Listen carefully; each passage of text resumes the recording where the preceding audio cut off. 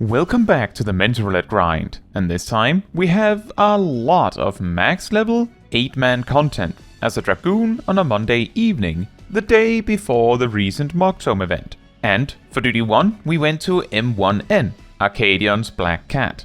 And Thea, the White Mage, knew me. Hello! So last time I played Dragoon in Mentor Roulette, I had a surprisingly big drifting issue due to an awkward GCD, thanks to some skill speed.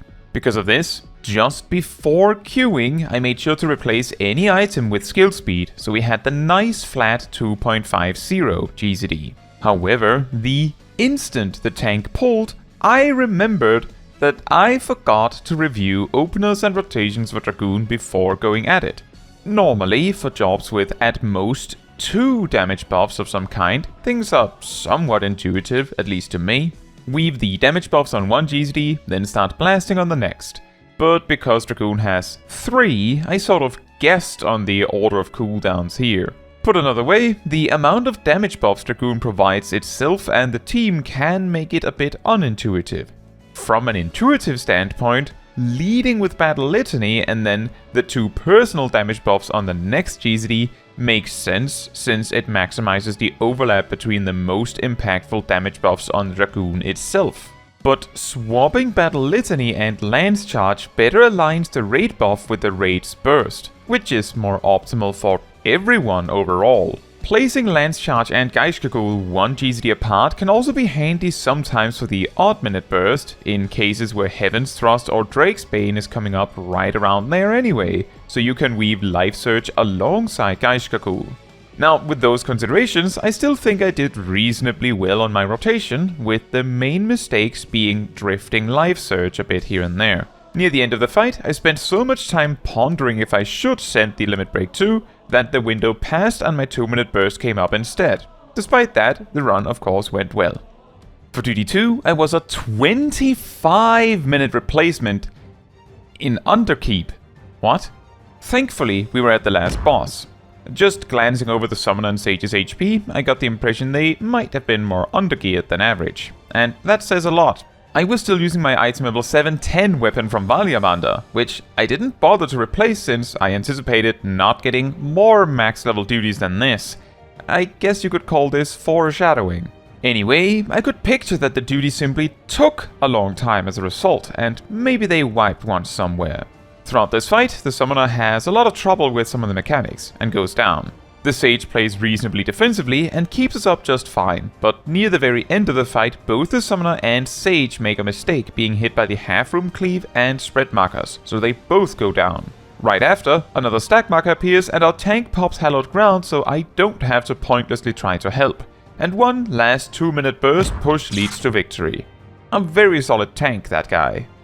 For duty 3, we're going to the 3rd trial of Dawntrail. If you don't want to see it, jump to this timestamp here. That said, we of course went to Interphos. I opened the fight by accidentally pressing jump instead of winged glide. I sort of fixed this later, but that is a very awkward way to start a fight. Due to the attention some of the mechanics in this fight requires, I mess up my rotation a few times when a burst happens to overlap with a mechanic that takes my attention. During the wind phase, I end up dying. My advice on this is to remember to not hug a circular knockback too tightly, as that can make it difficult to aim it right. During the Earth phase, we also had a few players die to being shoved by the walls. What was somewhat strange is that it felt like certain steps in the fight looped more than they should before continuing to the next phase, yet at the same time, we reached the first Absolute Authority with only a Limit Break 2 in hand, which I ended up not even using. And despite like 3 players being dead at once after the Ether Tithe after that, our healers did not use Limit Break either. I did suggest it in the chat. When the second Absolute Authority came up, I decided to finally use the Limit Break, and then again at the very start of the final phase. Anyway, the weird feeling that the fight had longer loops than usual, even if they actually didn't, made me wonder how many HP threshold based phase changes this fight has. Because I'm pretty sure it has one. For duty 4, we went to save the turtle! And it looks like both the Gladiator and Arcanist were actual first-timers. Fortunately, they paid some attention to the chat, so they eventually held their fire. But at the same time, it took a bit of messing around to get the turtle into the spot at the end, which led to some surprised reactions from both of the sprouts. What makes this specific guild test so interesting is that pretty much all but one other guild test, the worst that can happen is that you wipe, and you just keep going. But the guild tests where you have to protect something else, or not do something, if you don't protect it in the case of Solemn Trinity, or you kill off the turtle here, then the duty is immediately failed and you would have to queue again. For duty 5, we are an instant replacement in Battle on the Big Bridge from the Hildebrand story. And I come in just in time to catch Greg groveling. While it hardly matters since the fight is usually nearly over at that point anyway, Greg will perform an AoE around him right as he finishes his groveling. For the second round, there are a few things worth keeping in mind, as this fight has a tendency to spiral into complete chaos. The whirlwinds around the arena are effectively like landmines, so stepping on them explodes not just you, but nearby players. There is no way to get rid of them aside from them just disappearing on their own, if they even do that, which is in stark contrast to Battle in the Big Keep, where there is a way and it happens to be mandatory. When a player is minied, Greg will chase them and use Bitter End repeatedly. As this is a cone AoE, it is actually easier to dodge it by staying close to him and stepping behind him for each cast, than trying to run away. When you're turned into a toad, you will be chased by Enkidu, and the only thing you can do about it is keep running. And finally, the most confusing of them all is Rocket Punch. This actually confuses hit players, causing them to run up to and auto-attack a nearby party member. To get rid of confusion, the debuff either has to expire, which takes a long time, or they need to be fully healed, weirdly, so simply top up players if you, as a healer, see them with the confused effect. Despite the chaos, we made it through reasonably well. For duty 6, we went to M1N, Arcadion's Black Cat. Again. Well, now I at least have the opportunity to show off how much better I did this time. We as a team also did it so much faster that we skipped the second going up entirely. Unfortunately, but also despite the fact the first going up targeted the DPS. A specific mistake I did in this duty, and probably wasn't the first or last time either, is in relation to Life Surge. As the optimal opener leads in something like Lance Charge, then Battle Litany and Geishkagul, and then Jump and Life Surge, because Drake's Bane happens to come up at that point, I felt oddly compelled to start every minute burst like that, combining Life Surge and Jump. Sometimes this worked out fine since Heaven's Thrust or Drake's Bane was coming up anyway, but other times that led to using it on Lance Barrage or something else instead. This is really what makes Life Surge add some challenge to the Dragoon Burst, that while Jump and Dragon Fire Dive represent cooldowns that must be used on time, separating them into two separate weaves leaves at least one other weaving spot in each GZD to adjust around, so there is space for Life Surge, wherever happens to be best to put it. And each GZD where Life Surge does not go is where Mirage Dive, Rise of the Dragon, Starcross, Whirlwind Thrust and Nastrond goes. And if there is a GZD with nothing else to weave, that's where Stardiver goes. But it would certainly be much easier if you could just Life Surge on the same timing every time. Even so, I like the added challenge.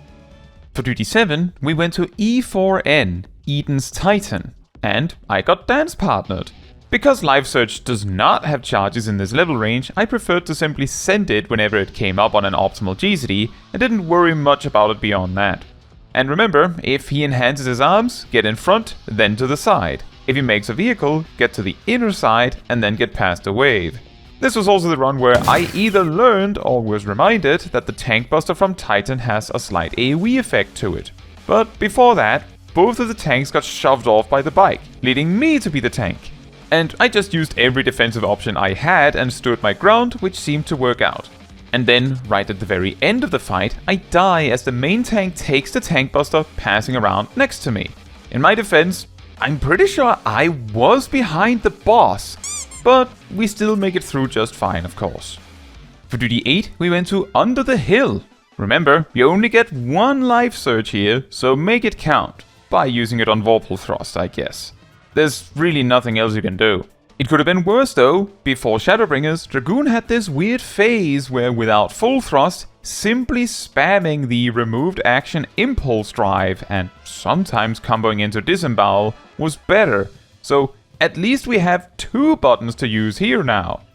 For duty 9, we went to M3N, Arcadion's Brood Bomber. And Arcus, from our previous Bismarck Extreme in this series, is here too. They initially expressed concerns about uptime because of how much Brood Bomber jumps around, and I offered for them to battle Litany first. And after that point, I used mine on the odd minute and they used theirs on the even minute.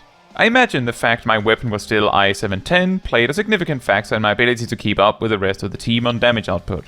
But despite that, we still cleared around the time where I recall in the past groups tended to fall apart due to the overlap of Lariat and bombs exploding.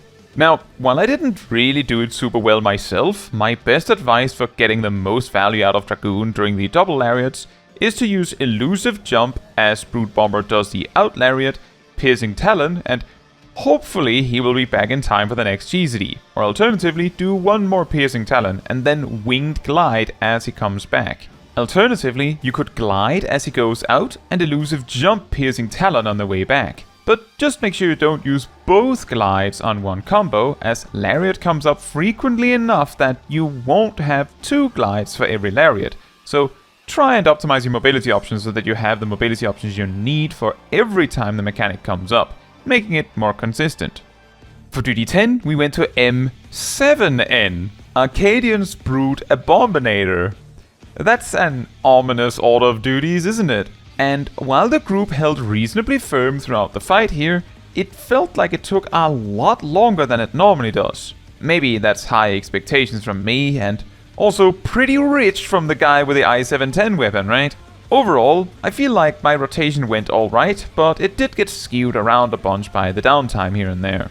I also had a tendency to get hit by the Circlewee Brutal Swing, as I think I may have done this fight as not ranged, like once total before this. I've never needed to know exactly how wide it is before, at least not on normal. Now, a general tip about the adds in this fight. In phase 1, you probably want to kill them off simply because you can't reliably expect your team to interrupt the things, and I'm not sure if they use a dangerous enough version of Hurricane Force, the Hardened Rage from Savage. But if they don't, you could simply ignore them, as the adds will get petrified by a Quarry Swamp and be easily one-shotted afterwards. In phase 3, however, the adds don't really use anything, so simply ignoring them and letting the boss petrify them is the most effective way to deal with them. And of course, helps to maximize the damage you deal to the boss, making the fight shorter. Just keep in mind that some AoE damage has to hit the adds once they are petrified to make sure they die. Overall, the fight went fine, but dragged on a bit. And to really round off the fight, I started the LB3 cast, realized I was in range of Brutal Swing, stepped further away, LB3 again, only to find that I didn't move far enough away anyway. And finally for duty 11, we went to the third trial of Dawntrail again. So if you'd like to simply jump to the rounding off segment, jump to this timestamp here. That said, this of course means we're back in Interphos again. And one of our tanks expressed concern right at the outset about only having done the duty once before as a DPS. Which I suppose was understandable concern when half the raid, including both tanks, died to the first Ether Tithe. Thanks to some red mage magic, we managed to recover quickly though. And then, during the wind phase, I was one of the tethers for the laser beam, which somehow took so much of my concentration that my rotation completely halted for a bit. I eventually got back on track. In the meantime, our monk slipped on a banana peel, and for the knockback, our warrior died. Notice I am distinctly further away from the knockback this time compared to the previous run. For the second Ether Tithe, we lose a healer and the monk, but quickly recover again. And then for the earth phase, on the very last wall, our sage gets shoved unfortunately. And then for absolute authority, I end up going really far away, and because the group decides to stack on a spot too far away from me, I don't make it for the friendship Doritos, knocking me up. As a result, I had to pick between moving out of the circle AoE or simply staying because of Acceleration Bomb. I concluded that the Acceleration Bomb was probably the greater threat, and stood my ground. While the circle hurt a lot, it was survivable. We come out of the mechanic with a dead tank, a dead monk, and a tank using invuln. Again, because we had a living red mage, we easily recovered. On the third Ether Tithe, we lose a tank and a sage once again. And the baited circles after that take out our Viper. With the second Absolute Authority coming up, I use the Limit Break. Of course, the final phase is pretty much a given victory, and I lead that one with the Limit Break too, as we end up victorious despite the problems. Quite a strange mix of duties, so many Arcadions and Dawntrail Trial 3, and only 2 guild hests. I've previously asked about opinions on the Wheel of Jobs, and I've decided I will probably continue on this wheel as it is until it is spent, but I might do something different when we hit a Joker on the wheel, if we ever do. Once the wheel is fully spent, I might consider doing something else. Arguably, we did not reach a new interesting fraction on our climb since last time. Now, that is all for this video. Thank you so much for watching. If you would like to support me and my channel more directly, you can become a member like these wonderful people here. You can also alternatively support me through Ko-Fi, link in the description. You can also support the channel by letting the YouTube algorithm know by liking the video, leaving a comment, subscribing, sharing, and hitting the bell to get notified when next I post a video. Fun fact, in Stormblood, Life Surge's cooldown was 50 seconds. In Shadowbringers, it was reduced to 45 seconds, while its duration was cut from 10 to 5. And then in Endwalker, first it got 2 charges, and then in 6.3, alongside many other 45 seconds, got its cooldown reduced to 40 seconds, making it perfectly aligned with 1 in the odd minute, 2 in the even.